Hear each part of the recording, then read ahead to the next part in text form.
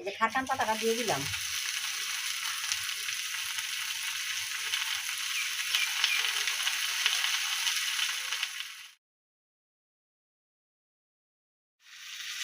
লঙ্কা দিয়ে দিলাম।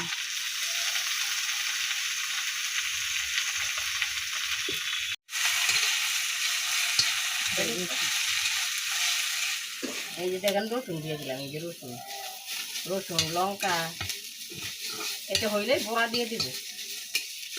জিরে দিলাম এই কারখানের মধ্যে দিলাম। তাহলে বাটবো।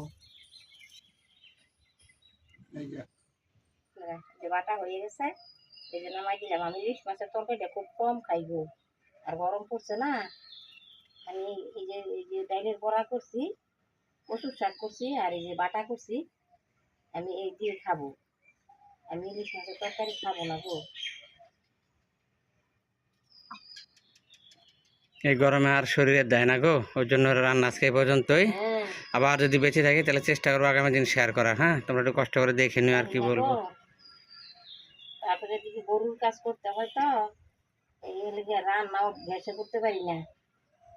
গ্যাসে করলে তো এতটা কষ্ট হয় না। ফ্যান আছে ওইখানে, সিলিং ফ্যান আছে, টেবিল ফ্যান আছে।